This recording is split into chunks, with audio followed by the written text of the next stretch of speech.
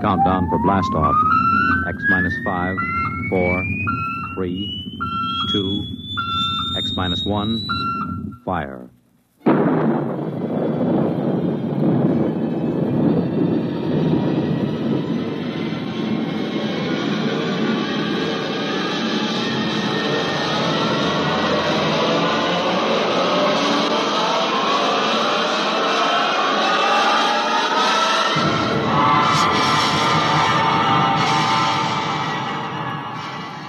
From the far horizons of the unknown come tales of new dimensions in time and space.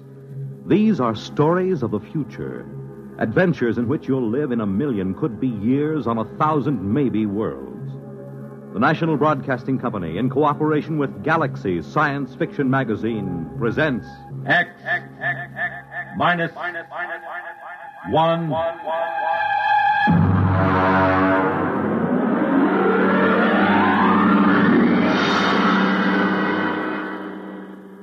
Tonight, The Reluctant Heroes by Frank M. Robinson.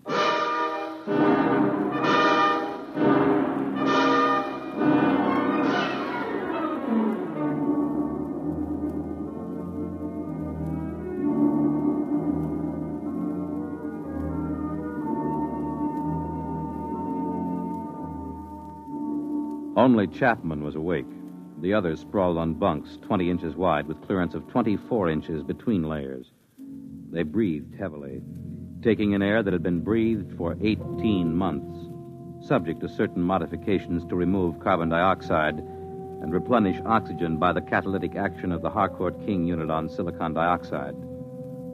Outside the single quartzite port, the lunar dawn was breaking. The dead black shadows moved across the crater as the green haze of Earthlight gave way to the blinding white of the sun. The telegraph key, which linked the research bunker to the space station in orbit around Earth, chattered as Chapman copied the message into the log pad. Yeah. Mm-hmm. Yeah. In a pig's eye. Miserable, no good. What do they want? They want me to stay till the next relief ship lands. Go back to sleep. It's my turn for breakfast. Are you going to stay? Sure. 3 years on the moon, they figure I'll be glad to stay for more. Just raise my salary or give me a bonus. Every man has his price. Mm-hmm. They probably figure I like it here. Chapman, you found a home here on the moon. Sure. Canned coffee, canned beans, canned pills, and canned air till your insides feel like they're plated with tin. The little scientific home of tomorrow. 10 steps in any direction. A charming place where you can't take a shower, you can't brush your teeth, and your insides don't even work right. Why did you tell him? No. You kept it short. Check the oxy cycle before you turn on the stove. What's the matter? You sore or something, Chapman? Why shouldn't I be? All I'm trying to do is get a good man to stay on a job a while longer. Well, they got a fat chance. They figure you found a home here, right, Dole? Why don't you guys shut up till morning? Some of us have to stay here, you know. Some of us aren't going back today. All right. You might as well get up and get a day's work today before the relief rockets do. I got the coffee ready. Coffee? Been in a can so long I can taste the glue on the label.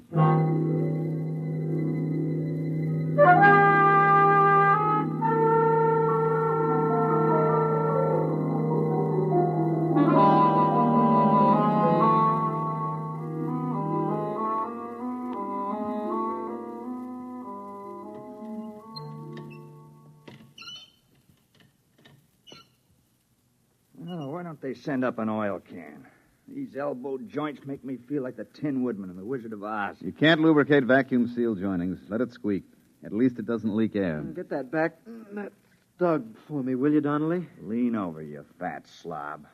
You put on 3 more pounds, you won't get off the moon. You won't get through the airlock. Yeah. Hey, chap, do you think we ought to radio the space station and see if they've left there yet? I talked to them on the last call. The relief ship left 12 hours ago. They should get here in about 6.5 hours. Chap, you know what I'm thinking? You've been here twice as long as the rest of us. What's the first thing you're going to do once you get back? I don't know. I guess I was trying not to think about that. I haven't been here 3 years like you have, but I've got plans. What are you going to do? Well, I'm going to rent a room in the Hotel Astor over Times Square and just sit at the window and watch the people on the street. And I think I'll see somebody. What somebody?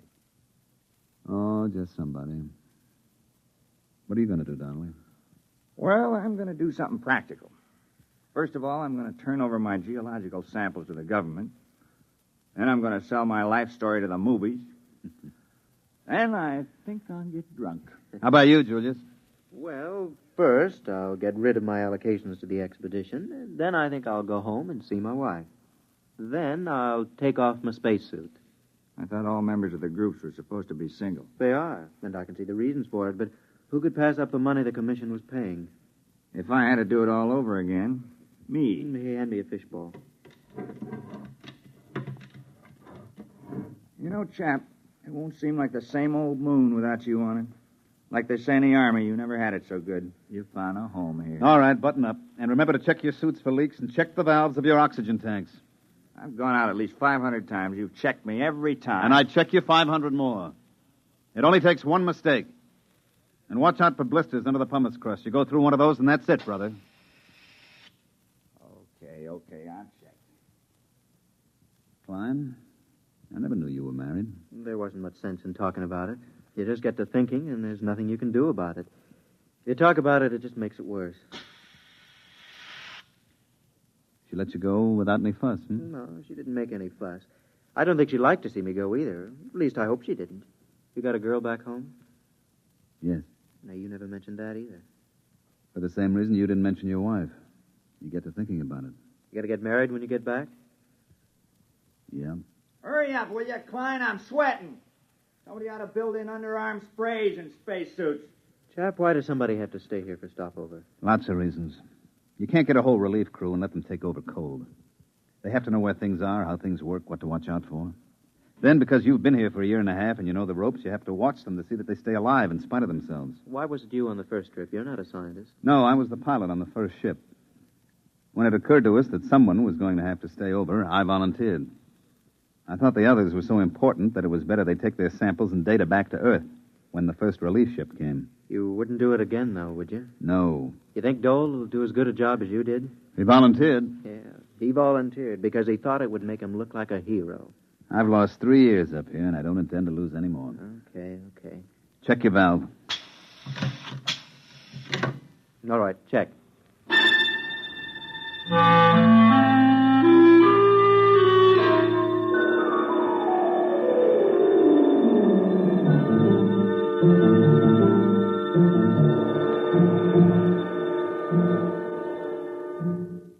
I checked Geiger, CR, oxy, and scintilla readings. Everything okay. You packing, chap? Yeah. Oh, listen, Dole, I've got 3 or 4 shirts here that are a little too big. I got them from Dreisbach in the first group. You want them? Chap, do you think they'll ever have relief ships up here more often than 18 months? I mean, considering the advance No, I don't. Not for 10 years. Fuel's too expensive and the trip's too hazardous. Why, on freight charges alone, you're worth your weight in platinum when they send you up here. Won't be so bad. There'll be new men up here. You'll pass a lot of time just getting to know them. Yeah. Listen, chap, I'm engaged back home, you know. Nice girl. You'd like her if you knew her. Here, let me show you. This is a picture of Alice taken at a picnic when we were together. Mm-hmm. See, it's a kind of bad angle because she's really got a better figure than that. But, well, we expected to get married when I got back. I never told her about stopover. She thinks I'll be home tomorrow. I kept thinking that somehow You want to trade places with me, don't you? You thought I might stay for stopover again in your place. Well, chap, I know you want to go home, but I couldn't ask any of the others. You're the only one who was qualified. Look, you know my father's pretty well fixed. Chap, we could make it worth your while. It would mean 18 more months, but they'd be well-paid months. Forget it, Dole. You're staying and I'm going home.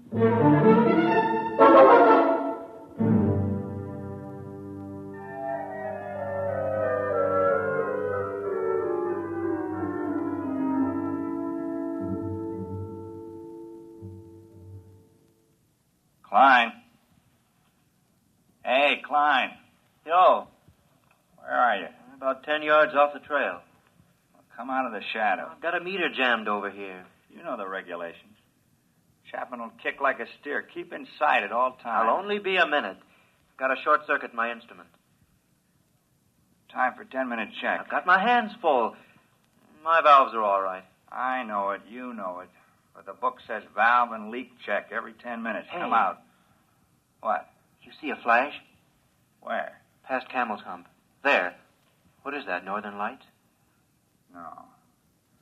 No, come over here, you fat geologist. Oh, what's the matter with you? That's the relief rocket. Come on. Hey, where you going? I'm going over to the ship. Breathe some air that's a little less used. You think we ought to? Chapman said to stay. Forget Chapman. We're going home. I want to see that beautiful ship. Come on. Well, how about the 10-minute check? Just a formality. Forget it. This is Christmas and 4th of July roll into one. Okay, let's go. I can just taste some clean, fresh air. We gotta see it when we top the hump. Well, maybe we better check. Wait a minute. I'll swing my gauge up. Donnelly, Yeah? how long have we been out? Oh, about a half hour. Yeah? Well, look at your gauge. Well, what are you at? Oh. If we'd started for the rocket, we never would have made it. We would have strangled halfway down the hump. Come on, we better get back to the bunker.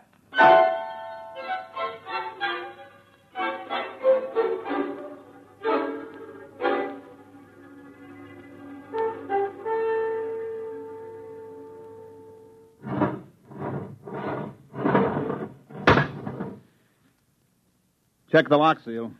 Okay. All right, open the inner door.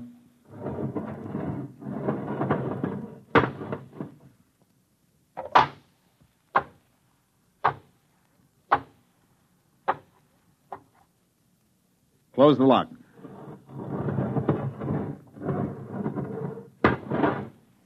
Get me out of this fish bowl. It's down. The relief rocket, it's down on the other side of Camel's Hump. Oh, what a beautiful-looking ship. What a beautiful ship. They must be on their way over here now. Chap, they're on their way. We're going home today. Get your RA unit out of that suit and into the dryer. All right. Okay. What's eating you, Dole? Listen, just because the relief rocket lands, it doesn't mean your RA unit is going to dry up by itself. That goes for you, too, Donnelly. Okay. Hey, Chapman, Yeah? he's taking it pretty hard. You volunteered. Yeah, he volunteered. What a beautiful, beautiful ship.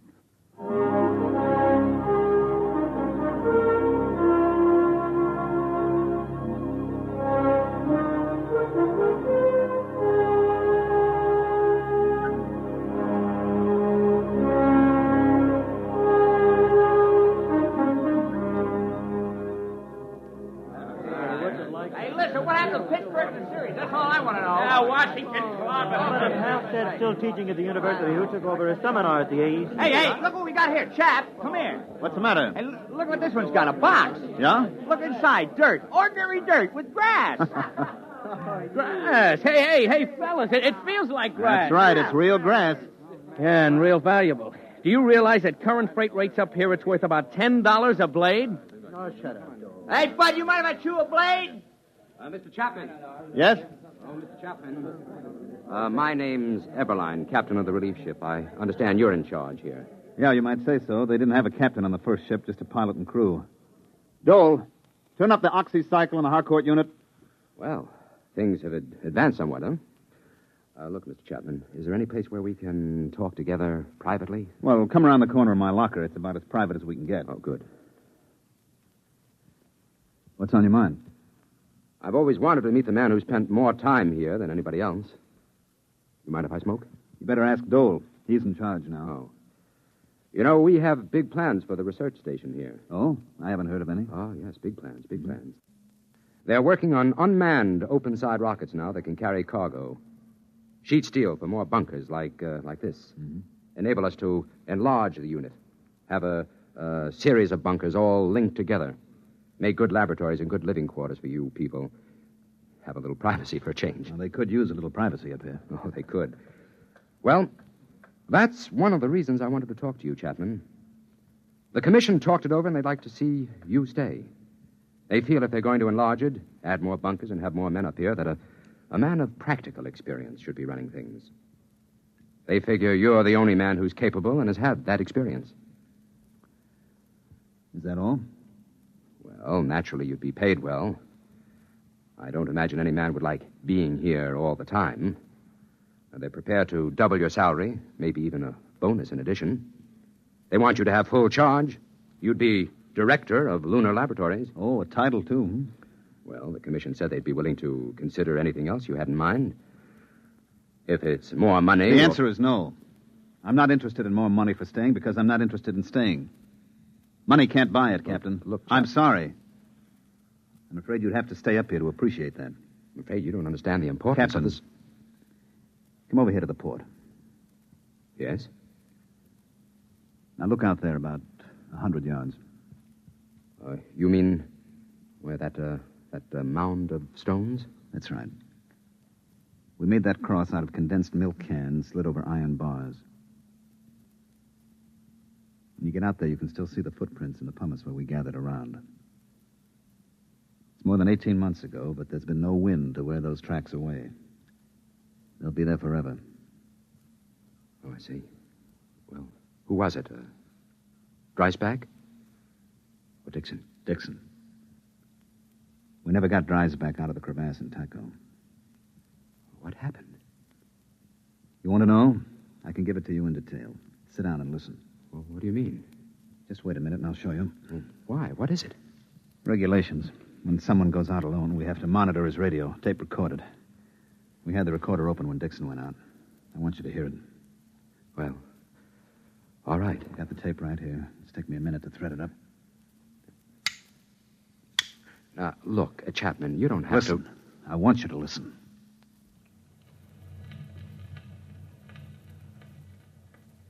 Moon, moon, great big silvery moon, won't you please shine down on me, moon, moon. Regulations. He had to keep saying something so we know he was all right. Most of the guys just sing. Gentlemen, I'm getting a lovely sonar reading. Hey, if anybody wants to set up a tombstone concession on the moon, this is the spot.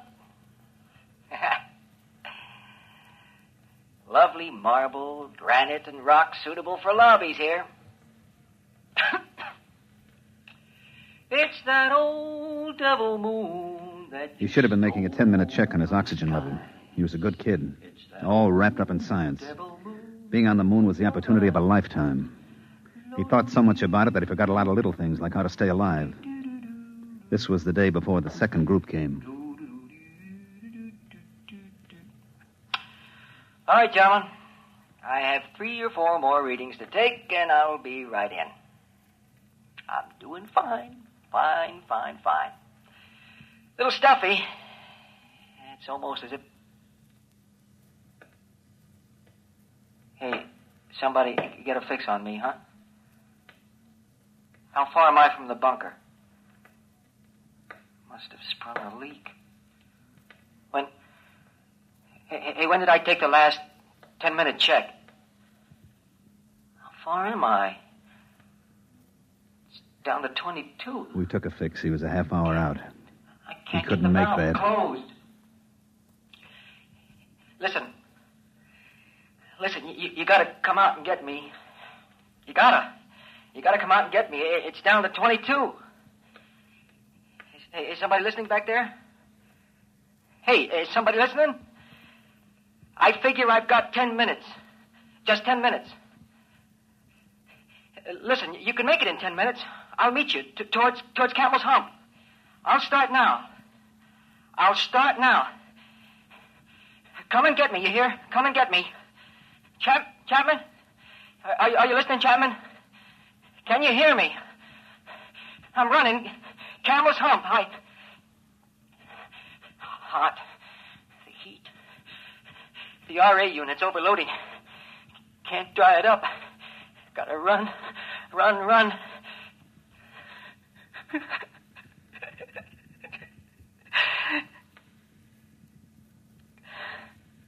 No use. I can't run. The unit heats up. Gauge is down to 15. I can't make it. I'm going to sit down now. You'll find me at number 7 radiation meter, about 10 yards off the trail. I'm going to sit down. Sit down next to a rock.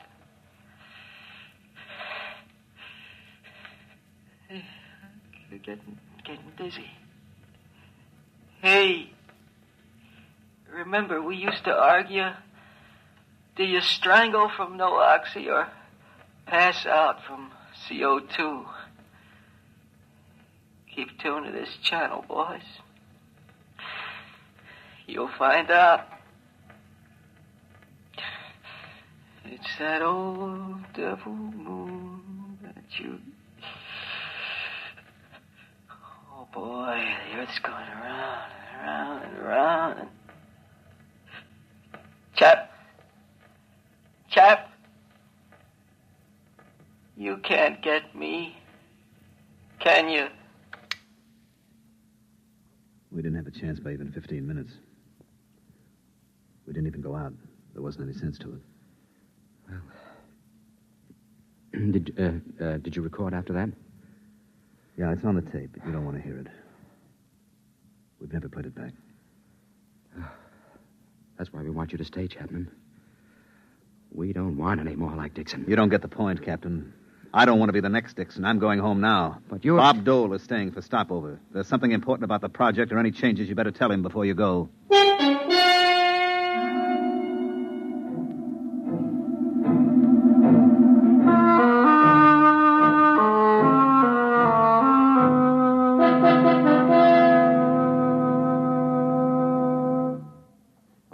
All right, mail call. Chap, here's one for you. Donnelly. Yo. Dole. Donnelly. Yo. Klein. Dole. Donnelly. Yeah. Oh, boy, did I miss an opportunity. I could have had a year's subscription to the Ladies' Home Journal combined with the American Farmer, all for half price. All right, men, all right. My departure time is an hour and a half. Hey, my sister had twins. Hey, chap, aren't you going to read your letter? I read it. It's a short letter. Is something wrong? No, there's nothing wrong. Dole, What is it, chap? get your stuff and leave with the others. What? What do you mean? What are you talking about, chap? Get your bag and let's go. I'm not going back. Well, what's the matter with you? Did you suddenly decide you don't like the blue sky and the trees? Come on, let's go. Look, Julius, I'm not going back. I haven't got anything to go back for. Was it the letter? Yeah.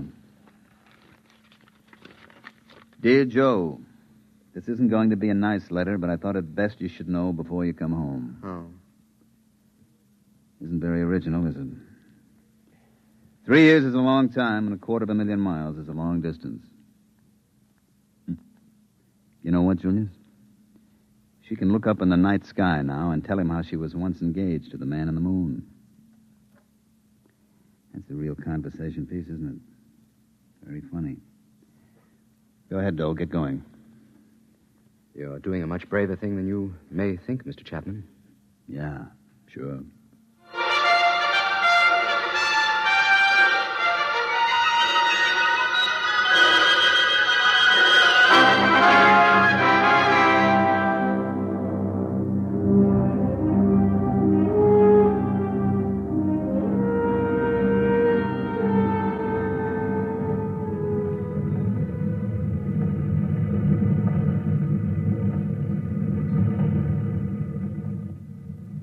You like the looks of the moon going away from it, Mr. Dole?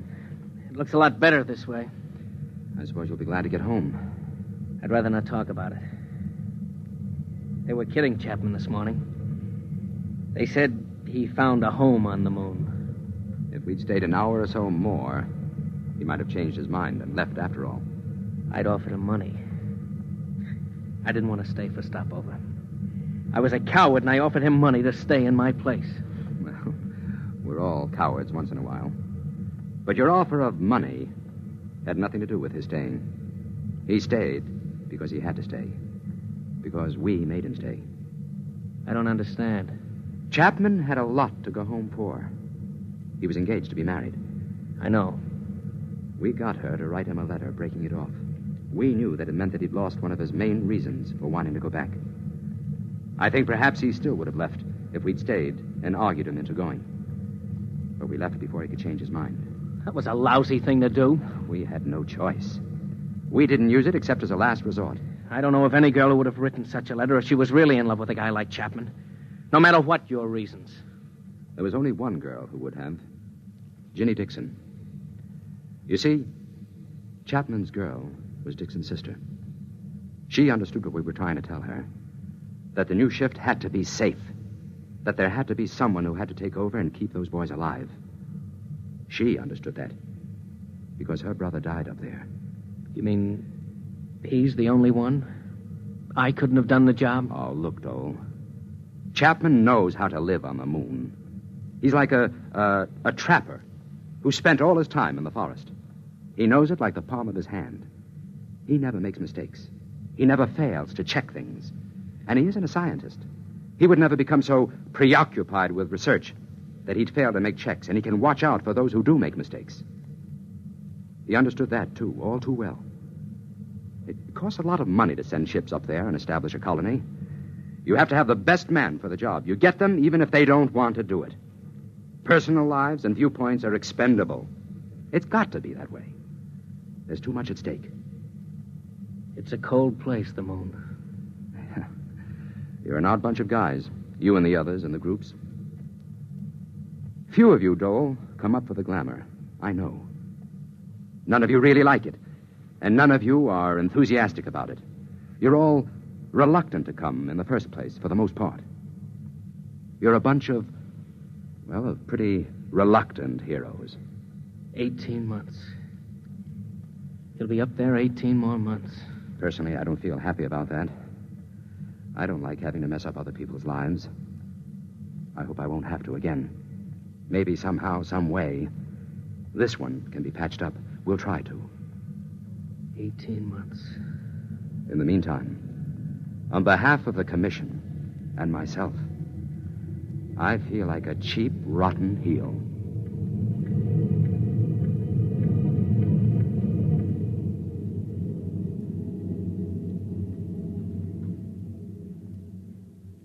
You have just heard X-1, presented by the National Broadcasting Company in cooperation with Galaxy Science Fiction Magazine, which this month features My Lady Greensleeves, a novelette by Frederick Pohl, which begins when a guard smelled trouble and knew it would come because he had been bred that way. Galaxy Magazine, on your newsstand today. Tonight, by transcription, X-1 has brought you The Reluctant Heroes, a story from the pages of Galaxy written by Frank M. Robinson and adapted for radio by Ernest Kinoy. Featured in the cast were Mandel Kramer as Chapman, Jim Drummond as Klein, Bob Hastings as Dahl, Dick Hamilton as Donnelly, Jim Stevens as Dixon, and Dick Janaver as Eberline. Your announcer, Fred Collins. X-1 was directed by Daniel Sutter and is an NBC Radio Network production.